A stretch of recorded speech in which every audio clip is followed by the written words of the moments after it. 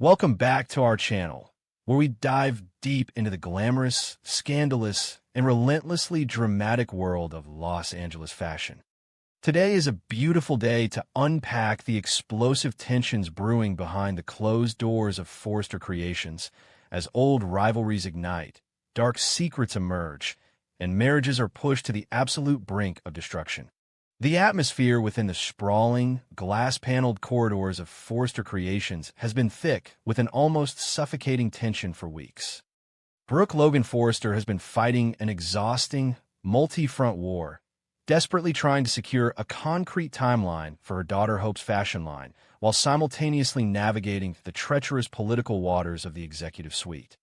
Believing she had finally achieved a fragile victory after Steffy Forrester Finnegan reluctantly promised a relaunch date, Brooke sought out the one place she believed she could find sanctuary, validation, and unconditional support: her husband's office.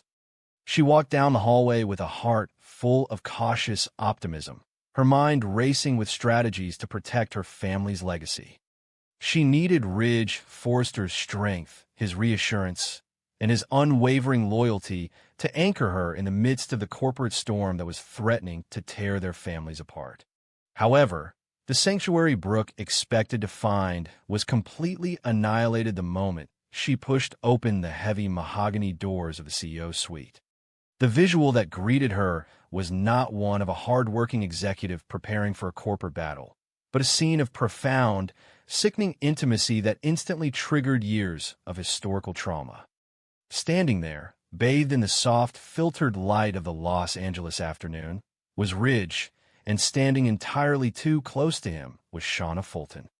The audacious interloper, who had just made a chaotic and highly publicized return to the city armed with leaked intelligence and dangerous ambitions, had already infiltrated the most private sanctum of Brooke's marriage. The sheer audacity of the moment was encapsulated in a single, universally understood gesture of possession. Shauna was not standing at a professional distance. She was deeply entrenched in Ridge's personal space, her hands seductively and meticulously adjusting his silk tie. The simple act of adjusting a man's tie is never just about the fabric or the knot. It is a primal claim of territory, a deliberate and highly intimate invasion of physical boundaries that speaks volumes without a single word being uttered. Shauna's fingers lingered on the silk, her eyes locked onto Ridge's with a smoldering, conspiratorial warmth that suggested a shared secret, a private world from which Brooke was entirely excluded. It was a calculated, predatory move designed to stroke Ridge's ego while simultaneously marking her territory. For Brooke, the sight was not just a current betrayal. It was an explosive catalyst that ignited a powder keg of buried agonies. In a fraction of a second, the image of Shauna's manicured hands on Ridge's chest resurrected the humiliating ghosts of their past. The fraudulent, drunken marriage in Las Vegas, the endless manipulation, the agonizing months Brooke spent fighting to reclaim her husband from Shauna's opportunistic clutches, it all came rushing back with the force of a tidal wave. The psychological trigger was instantaneous and absolute. The fragile peace Brooke had been trying to maintain, the stress of the corporate war with the Logan brand, and the sheer exhaustion of constantly defending her marriage coalesced into a blinding, white-hot fury. All rational thought, all diplomatic restraint, and all consideration for corporate decorum evaporated in the heat of her righteous anger. Brooke did not speak. She did not demand an explanation or wait for the inevitable, stuttering excuses that Ridge was so famous for delivering. Driven by pure, unadulterated adrenaline and the primal instinct to eradicate a threat to her marriage, Brooke closed the distance between them in a few rapid, purposeful strides. The sharp, echoing crack of flesh meeting flesh severed the heavy silence of the executive office like a thunderclap. Brooke unleashed a devastating, open-handed slap directly across Shauna's face. The sheer kinetic energy of the blow snapped Shauna's head to the side, leaving a stark, rapidly reddening handprint blooming across her cheek. It was a physical manifestation of Brooke's accumulated pain, a violent rejection of Shauna's presence, in a desperate attempt to shatter the hypnotic spell the woman seemed to have cast over her husband. In the ringing silence that followed the slap, the true tragedy of the moment unfolded, not in Brooke's violence, but in Ridge's immediate, instinctive reaction. In a healthy, secure marriage, a husband witnessing his wife pushed to such an extreme emotional breaking point would instinctively move to de-escalate the situation, to offer comfort, to pull his wife away from the source of her distress, and to unequivocally establish his loyalty.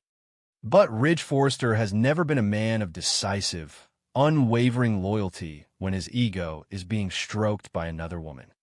Instead of rushing to Brooke, instead of wrapping his arms around her to absorb her fury and reassure her of his devotion, Ridge's reflexes betrayed his true, devastating allegiances. Ridge immediately reached out, but not to comfort. He grabbed Brooke's wrist with a firm, almost punishing grip, physically restraining his wife. The shock of his fingers wrapping around her arm sent a cold jolt of disbelief straight through Brooke's core. The physical restraint was a profound violation, a clear signal that in this highly volatile triangle, Ridge viewed Brooke not as the victim of a boundary violation, but as the aggressor who needed to be controlled. The man who had vowed to protect her, to forsake all others, was now using his physical strength to stop her from defending their marital territory. The emotional devastation was compounded 1,000-fold when Ridge finally found his voice. He did not ask Brooke what was wrong. He did not apologize for allowing Shauna to cross a line. Instead, he raised his voice, the harsh, commanding decibels of a shout echoing off the glass walls of the office. He yelled at Brooke, demanding that she calm down, his tone dripping with a toxic mixture of embarrassment, frustration, and unwarranted authority. Telling a woman to calm down after she has just witnessed a profound betrayal is the ultimate form of emotional invalidation. It was a blatant attempt to gaslight Brooke, to shift the narrative so that her entirely justified reaction was framed as hysterical and unreasonable, while his own inappropriate intimacy with Shauna was minimized and protected. As if the physical restraint and the verbal reprimand were not enough to shatter Brooke's heart, Ridge then executed a maneuver that completely destroyed the foundational trust of their marriage. He released Brooke's wrist and deliberately, purposefully stepped between the two women. He positioned his body as a physical barricade, turning his back on his wife to face Shauna, effectively shielding the mistress from the wrath of the matriarch. By placing himself squarely in front of Shauna, Ridge drew a definitive line in the sand, and he placed Brooke on the outside of it. He became Shauna's protector, her knight in shining armor, defending the woman who had historically tried to destroy their family, while simultaneously abandoning his wife to drown in her own humiliation and despair. The excuse that tumbled from Ridge's lips next was so pathetically transparent, so insulting to Brooke's intelligence, that it felt like a second, emotional slap to the face. With a straight face, Ridge looked at his trembling wife and claimed that Shauna was merely helping him prepare for an important meeting. He tried to sanitize the intense, seductive intimacy of the tie adjustment, reducing it to a harmless, platonic gesture of professional assistance. It was an absurd, laughable defense. Ridge Forrester, the legendary designer, the co-CEO of a global fashion empire, a man surrounded by assistants, stylists, and mirrors, did not need Shauna Fulton to adjust his tie. The excuse was a cowardly deflection, a desperate attempt to avoid accountability for his chronic inability to set boundaries with women who constantly stroke his massive ego. Standing there, listening to her husband defend her sworn enemy with such a flimsy, insulting lie, Brooke experienced a profound and terrifying emotional collapse. The foundation of her marriage, built on decades of passionate reunions, dramatic vows, and promises of eternal destiny, crumbled into dust beneath her feet. The realization hit her with the force of a physical blow. Ridge would never change. He would always have a blind spot for women who offered him uncomplicated adoration. He would always prioritize his own ego over her emotional security. The trust that she had so painstakingly rebuilt after the Taylor Hayes fiascos, after the Thomas Forster manipulations, and after the Vegas marriage disaster was completely and irreparably shattered. She looked at the man she loved more than life itself and saw a stranger, a man who would publicly humiliate her to protect the feelings of a woman who belonged in their past.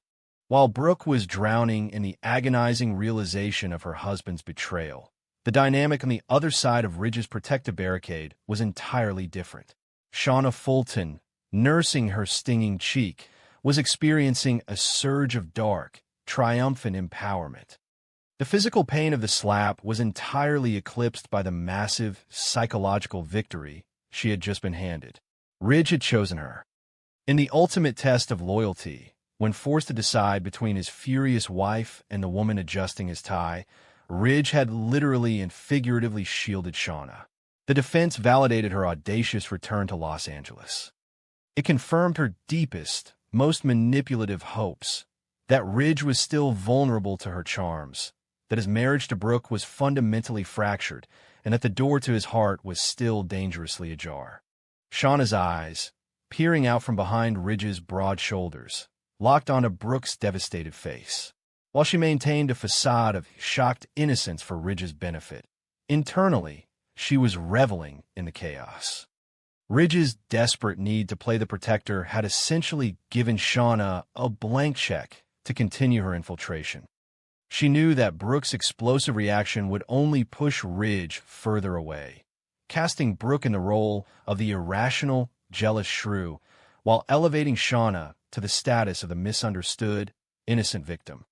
Ridge's defense had not just hurt Brooke, it had actively weaponized Shauna, fueling her scheme to take over not just a position at the Logan brand, but the ultimate prize, Ridge Forster himself. The implications of this catastrophic marital fracture extend far beyond the walls of the CEO office. This deeply personal betrayal is occurring at the exact moment when the corporate landscape of Los Angeles is shifting violently. Bill Spencer is currently waging a ruthless, all-out war against Forster Creations, bringing Wyatt Spencer back to town to establish the Logan brand's absolute supremacy.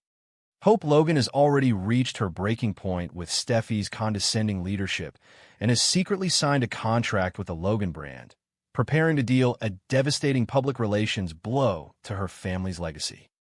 Brooke is entirely oblivious to her daughter's defection, believing she has secured a victory for Hope, while her own world is collapsing. As the summer approaches, the battle lines are being drawn not just in boardrooms, but in bedrooms. Ridge's inability to defend his wife, his cowardly retreat into the comforting adoration of Shauna Fulton, has set the stage for a war of unprecedented emotional destruction. Brooke Logan has survived decades of heartbreak, betrayal, and scandal, but the sight of her husband physically shielding her greatest enemy may be the fatal wound from which her marriage can never recover.